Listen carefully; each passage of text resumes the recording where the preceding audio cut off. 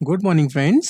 आज मैं आप सबको एक्सेल के 5 ऐसे फॉर्मेटिंग ट्रिक्स बताऊंगा जो कि बहुत ही सुपर कूल हैं, जिनकी मदद से आप अपनी स्प्रेडशीट को नेक्स्ट लेवल तक ले जा सकते हैं और अपने बॉस को एंड कलीग्स को इम्प्रेस कर सकते हैं। ठीक है, तो इसमें जो 5 पॉइंट्स जो मैंने लिखे हैं, ये सबसे पहला जैसे मर्जिंग सेल है, जिसमें आपको सेल को मर्ज करना है विदाउट मर्जिंग। दूसरा है merging multiple cell with merge across. ये कैसे होगा, क्या होगा, वो मैं आपको बताऊंगा। नंबर्स को थाउजेंड्स एंड मिलियंस में कन्वर्ट करना विद कस्टम फॉर्मेटिंग। एंड जब आप भी डेटा को पेस्ट स्पेशल करते हैं एक शीट से दूसरी शीट में, तो आपकी जो कॉलम की विड्थ है वो भी उसी सेम तरीके से पेस्ट हो, ताकि कोई दिक्कत ना आए। एंड लास्ट में आपको बताऊंगा कि कैसे आप जब दो डेट्स को या दो टाइम्स को डिफरेंस निकालते हैं तो उसको आवर्स और मिनट्स में कैसे कन्वर्ट करते हैं। ठीक है, तो जानने के लिए जुड़े रहिए मेरे साथ, और अगर आपने चैनल सब्सक्राइब नहीं किया है तो प्लीज़ इस चैनल को सब्सक्राइब कर लीजिए। Thank you so much.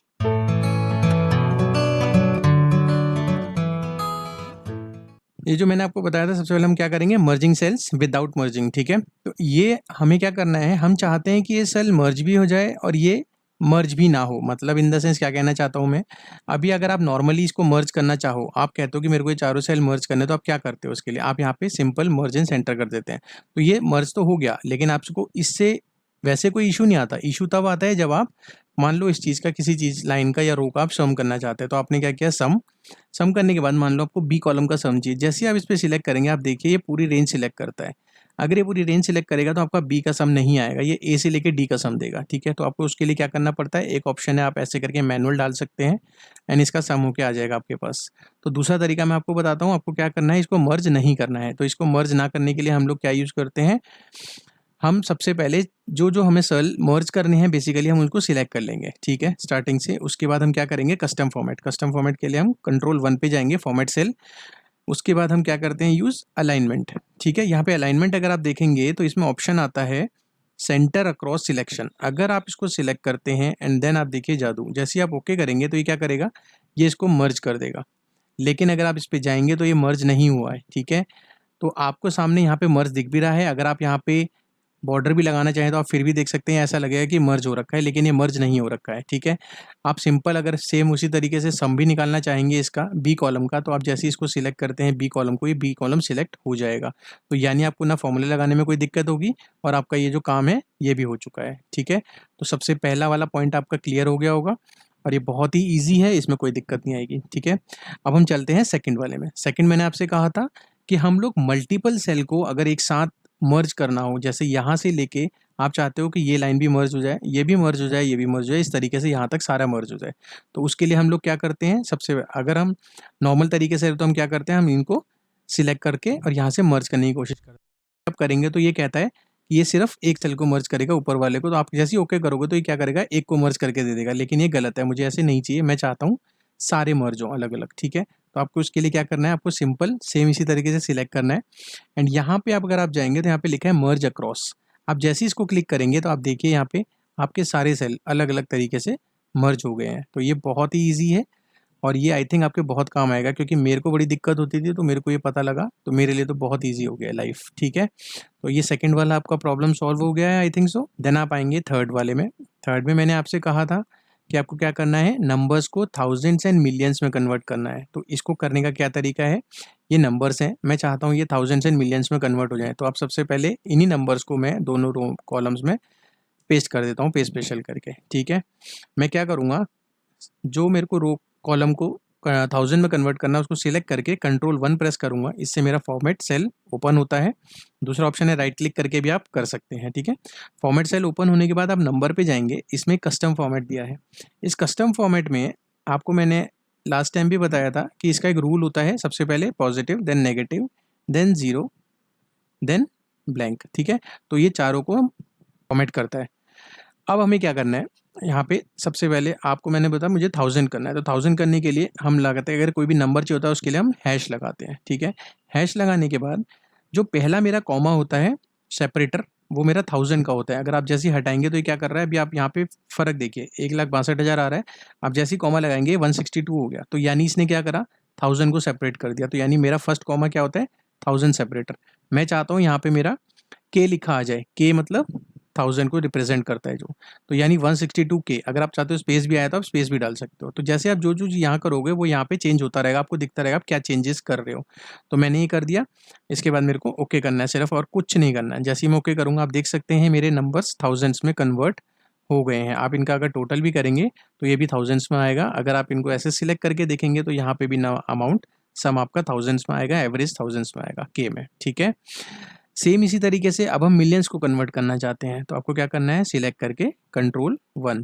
जैसे आप Ctrl+1 प्रेस करेंगे कस्टम में जाएंगे, सेम इसी तरीके से आपको यहाँ पे सिलेक्ट करना है। आपको क्या लगाना है, हैश। जैसे आप हैश लगाते हैं, इसने कुछ नहीं करा, लेकिन आप कॉमा का सेपरेट करते हैं तो इसने क्या करा, पहला कॉमा सेपरेट करा 1000 का, दूसरा करोगे तो ये क्या कर देगा, ब्लैंक कर देगा। क्यों? क्योंकि दूसरा कॉमा यहाँ पे नहीं है, ये फर्स्ट वाले रो को सेल को पकड़ता है, उसकी वजह से यहाँ पे बताता है क्या आंसर आ रहा है आपका, ठीक है। तो आपको क्या करना है, मैं चाहता हूँ यहाँ पे जब भी अगर मान लो मिलियन से अलग है तो 0.00 में आ जाए, तो मैं उसके लिए क्या करूँगा, यहाँ पे 0.00 लगा दूंगा, उसके बाद में कॉमा का सेपरेटर लगाऊंगा। आप देख सकते हैं इससे क्या फ़र्क पड़ा, 162.00 हो गया। अब मैं मिलियन का सेपरेटर लगाता हूँ तो ये क्या करता है, 0.16, ठीक है। अब मैं चाहता हूँ यहाँ पे m लिखा आ जाए, उसके लिए मैं इन्वर्टेड कॉमा m लिखूंगा। जैसे ही मैंने ये करा तो ये क्या आ गया, देखिए आप 0.016 मिलियन, यानी जो मुझे चाहिए वो आ चुका है। तो आप देख सकते हैं मेरा यहाँ पे अमाउंट्स मिलियन में कन्वर्ट हो गया है। इनका टोटल करूँगा तो 18.38 मिलियंस, एंड सेम दिस तरीके से, ठीक है। इसमें आपको कोई भी डिवाइड नहीं करना है 10 लाख से, ना 1000 से, ऐसा कोई भी वो नहीं है कि आपको मिलियन में कन्वर्ट करने के लिए डिवाइड करने की ज़रूरत है। कस्टम फॉर्मेट के थ्रू आप पूरी अपनी बैलेंस शीट्स बनाना चाहें या P&L में कुछ भी ड्रॉ करना चाहें आप कर सकते हैं बड़े ही आराम से, ठीक है। आई थिंक आपको क्लियर हो गया होगा। देन हम चलते हैं फोर्थ वाले में।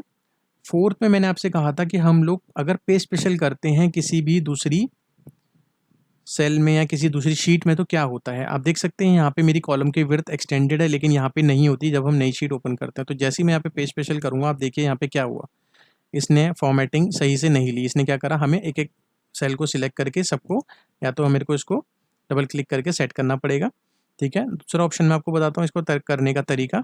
आपको कुछ नहीं करना है, सेम इसी तरीके से कॉपी करना है, देन पे स्पेशल जैसे आप करते हैं वैसे ही कीजिए, कोई प्रॉब्लम नहीं है।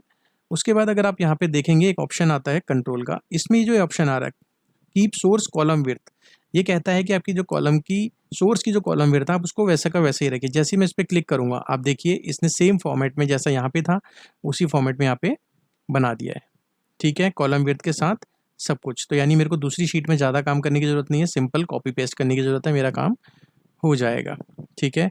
इनके अलग अलग ऑप्शंस भी हैं कंट्रोल के, आप वो भी देखना चाहें तो आप वो भी देख सकते हैं अलग अलग तरीके से। नेक्स्ट हम चलते हैं फिफ्थ वाले पे।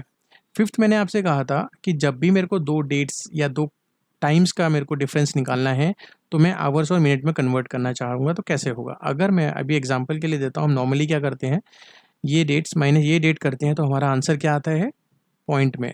अगर डे चेंज होता है 12 से 13 तो 1 डे 20.28 आ जाएगा। ऐसे ही डे चेंज हो रहे हैं तो उस तरीके से ये 4.41 कन्वर्ट हो रहा है। मैं चाहता हूँ कि यहाँ पे टाइम के हिसाब से आए कि कितने घंटे और कितने मिनट लगे।